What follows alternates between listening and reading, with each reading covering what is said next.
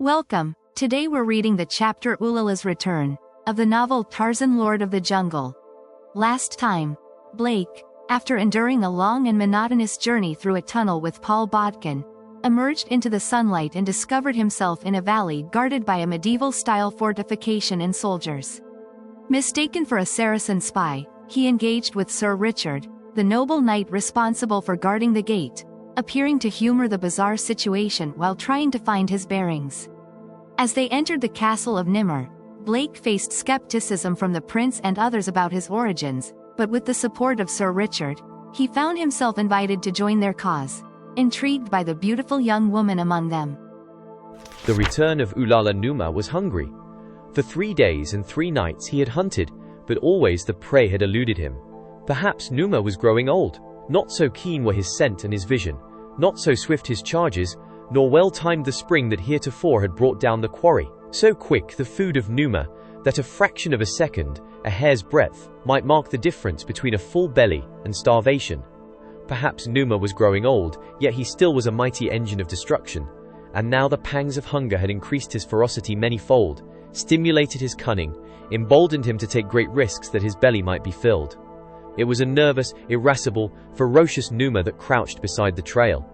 His up-pricked ears, his intent and blazing eyes, his quivering nostrils, the gently moving tail tip, evidenced his awareness of another presence. Down the wind to the nostrils of Numa, the lion, came the man scent. 4 days ago, his belly full, Numa had doubtless slunk away at the first indication of the presence of man, but today is another day, and another Numa. Zaid, 3 days upon the backtrack from the menzil of the Sheikh Ibn Jad, thought of Atasia, of Farguad, congratulated himself upon the good fortune that had thus far smiled upon his escape and flight. His mare moved slowly along the jungle trail, unurged, for the way was long, and just ahead a beast of prey waited in ambush. But Numa's were not the only ears to hear, nor his nostrils the only nostrils to scent the coming of the man-thing. Another beast crouched near, unknown to Numa. Over-anxious, fearful of being cheated of his meat, Numa made a false move. Down the trail came the mare. She must pass within a yard of Numa, but Numa could not wait. Before she was within the radius of his spring, he charged, voicing a horrid roar. Terrified, the mare reared and, rearing, tried to turn and bolt. Overbalanced, she toppled backward and fell, and in falling unhorsed Zaid, but in the instant she was up and flying back along the trail, leaving her master in the path of the charging lion. Horrified, the man saw the snarling face, the bared fangs almost upon him. Then he saw something else, something equally awe-inspiring, a naked giant who leaped from a swaying branch full upon the back of the great cat.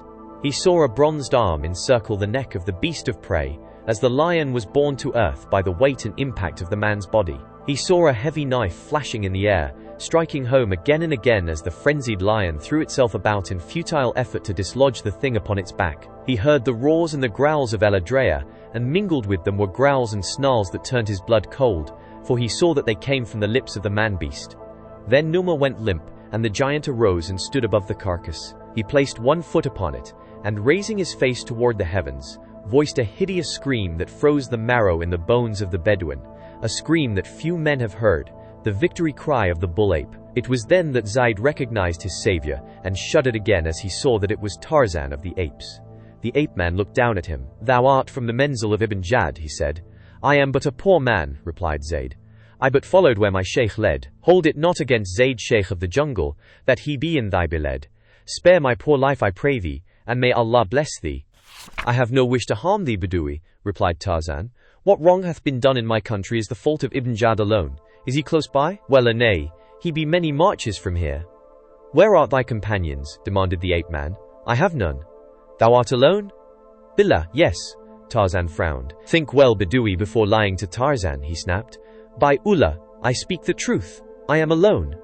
"And why?" "Faht did plot against me, to make it appear that I had tried to take the life of Ibn Jad, which, before Allah, is a lie that stinketh to heaven, and I was to be shot. But Atasia, the daughter of the sheikh, cut my bonds in the night, and I escaped." "What is thy name, Zaid? Whither goest thou, to thine own country?" "Yes, to Beled el Guad, a Beni Salem Fendi of El Harb." "Thou canst not alone survive the perils of the way," Tarzan warned him. "Of that I be fearful, but death were certain had I not escaped the wrath of Ibn Jad." For a moment Tarzan was silent in thought. Great must be the love of Atasia, the daughter of the sheik, and great her belief in you, he said. Well, yes, great is our love, and too, she knew that I would not slay her father whom she loves. Tarzan nodded. I believe thee, and shall help thee. Thou canst not go on alone. I shall take thee to the nearest village, and there the chief will furnish you with warriors who will take you to the next village, and thus from village to village you will be escorted to the Sudan. May Allah ever watch over and guard thee, exclaimed Zaid. Tell me, said Tarzan as the two moved along the jungle trail in the direction of the nearest village, which lay 2 marches to the south of them. Tell me what Ibn Jad doth in this country. It is not true that he came for ivory alone. Am I not right? Well, yes, Sheikh Tarzan, admitted Zaid. Ibn Jad came for treasure, but not for ivory. What then? In El-Habash lies the treasure city of Nimr, explained Zaid. This Ibn Jad was told by a learned Sahar. So great is the wealth of Nimr that 1,000 camels could carry away not a 10th part of it. It consists of gold and jewels and a woman. A woman? Yes, a woman of such wondrous beauty that in the north she alone would bring a price that would make Ibn Jad rich beyond dreams. Surely thou must have heard of Nimr. Sometimes the Gallas speak of it, said Tarzan, but always I thought it of no more reality than the other places of their legends. And Ibn Jad undertook this long and dangerous journey on no more than the word of a magician? What could be better than the word of a learned Sahar? Demanded Zaid. Tarzan of the Apes shrugged. During the 2 days that it took them to reach the village, Tarzan learned of the white man who had come to the camp of Ibn Jad, but from Zaid's description of him he was not positive whether it was Blake or Stimbol. As Tarzan travelled south with Zaid, Ibn Jad trekked northward into El-Habash, and Fahd plotted with Tolog, and Stimbol plotted with Fahd, while Fejwan the galley slave waited patiently for the moment of his delivery from bondage, and Atasia mourned for Zaid. As a boy thou wert raised in this country, Fejwan, she said one day to the galley slave. Tell me, dost thou think Zaid could make his way alone to El-Guad? Billah, nay, replied the black. Doubtless he be dead by now. The girl stifled a sob. Fejwan mourns with thee, Atasia, said the black, for Zaid was a kindly man. Would that Allah had spared your lover, and taken him who was guilty. What do you mean? asked Atasia. Knowest thou, Fejwan, who fired the shot at Ibn Jad, my father? It was not Zaid. Tell me it was not Zaid, but thy words tell me that which I well knew before. Zaid could not have sought the life of my father. Nor did he, replied Fejwan. Tell me what you know of this thing, and you will not tell another who told you, he asked. It would go hard with me, if one I am thinking of, knew that I had seen what I did see. I swear by Allah, that I wilt not betray you, Fejwan, cried the girl. Tell me, what didst thou see? I did not see who fired the shot at thy father, Atasia, replied the black, but something else I saw before the shot was fired. Yes, what was it? I saw Fahd creep into the bait of Zaid and come out again bearing Zaid's matchlock. That I saw. I knew it, cried the girl. But Ibn Jad will not believe if you tell him. I know, but now that I am convinced, perhaps I shall find a way to have Fahd's blood for the blood of Zaid, cried the girl bitterly. For days Ibn Jad skirted the mountains behind, which he thought lay the fabled city of Nimr, as he searched for an entrance which he hoped to find without having recourse to the natives, whose haunts he had sedulously avoided, lest through them opposition to his venture might develop. The country was sparsely settled, which rendered it easy for the Arab to avoid coming into close contact with the natives, though it was impossible that the Gallas were ignorant of their presence. If, however, the blacks were willing to leave them alone, Ibn Jad had no intention of molesting them unless he found that it would be impossible to carry his project to a successful issue without their assistance, in which event he was equally ready to approach them with false promises or ruthless cruelty, whichever seemed the more likely to better serve his purpose. As the days passed, Ibn Jad waxed increasingly impatient, for, search as he would, he could locate no pass across the mountains, nor any entrance to the fabled valley wherein lay the treasure city of Nimr. Billah, he exclaimed one day, there be a city of Nimr, and there be an entrance to it, and by Allah I will find it. Summon the Habash, Tolog. From them or through them we shall have a clue in one way or another. When Tolog had fetched the galley slaves to the bait of Ibn Jad, the old sheikh questioned them, but there was none who had definite knowledge of the trail leading to Nimr. Then, by Allah, exclaimed Ibn Jad, we shall have it from the native Habash. They be mighty warriors, O brother, cried Tolog, and we be far within their country. Should we anger them, and they set upon us, it might fare ill with us. We be Badawi, said Ibn Jad proudly, and we be armed with muskets. What could their simple spears and arrows avail against us? But they be many and we be few, insisted Tolog. We shall not fight unless we be driven to it, said Ibn Jahad. First we shall seek, by friendly overtures, to win their confidence, and cajole the secret from them. Fejwan, he exclaimed, turning to the great black, thou art a Habashi, I have heard thee say that thou well rememberest the days of thy childhood in the hut of thy father, and the story of Nimar was no new story to you. Go then, and seek out thy people, make friends with them, tell them that the great Sheikh ibn Najad comes among them in friendliness, and that he hath gifts for their chiefs. Tell them also that he would visit the city of Nimra, and if they will lead him there, he will reward them well. I but await thy commands, said Fedhwan, elated at this opportunity to do what he had long dreamed of doing. When shall I set forth? Prepare thyself tonight, and when dawn comes depart, replied the sheik. And so it was that Fedhwan, the gala slave, set forth early the following morning from the Menzil of Ibn Jad, sheik of the Fendi el Guad, to search for a village of his own people.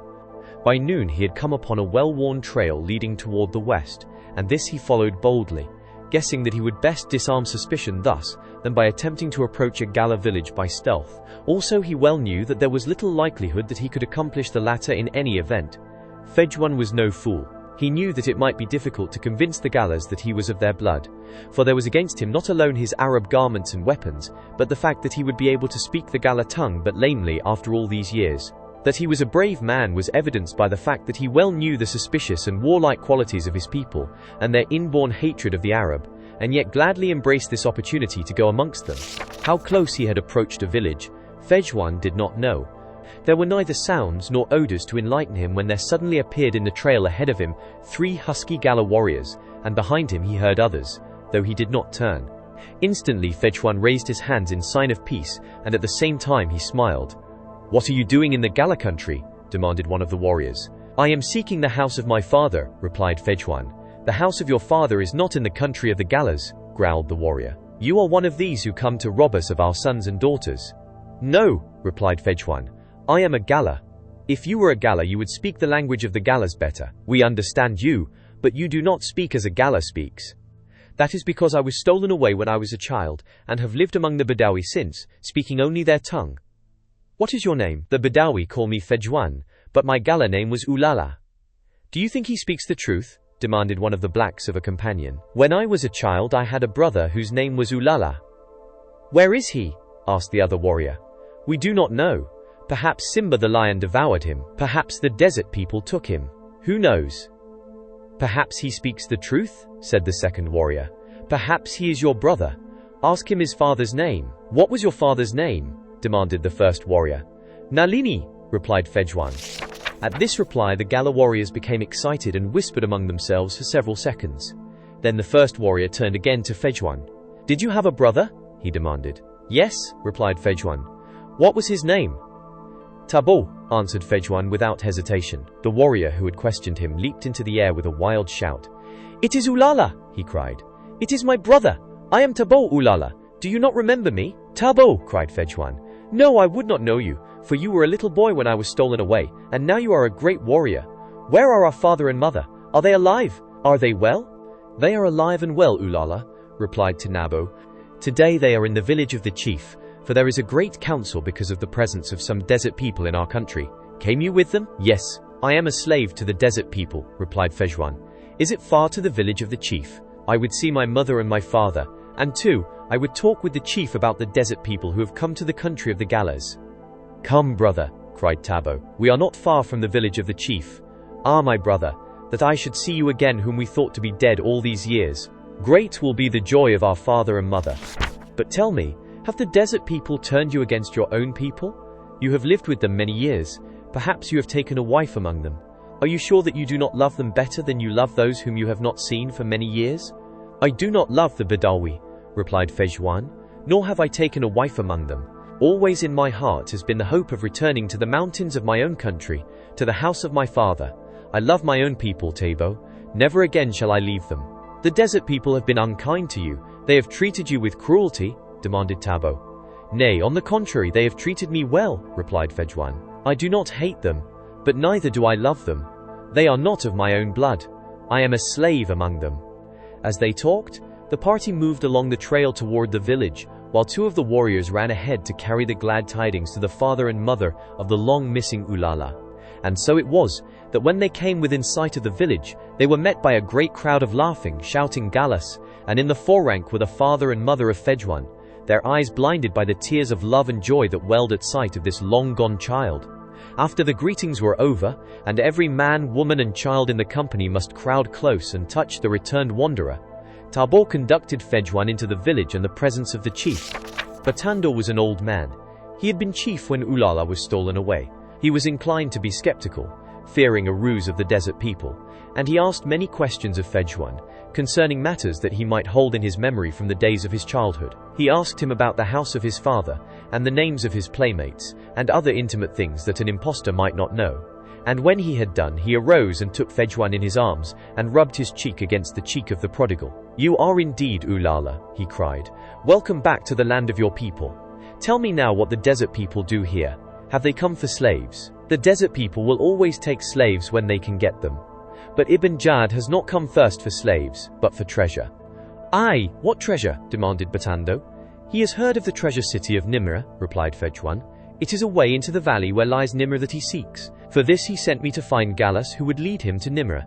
He will make gifts, and he promises rich rewards when he shall have wrested the treasure from Nimrah." "Are these true words?" asked Batando. "There is no truth in the beards of the desert dwellers," replied Fejwan. "And if he does not find the treasure of Nimrah, perhaps he will try to find treasure and slaves in the Gala country, to repay the expense of the long journey he has undertaken from the desert country?"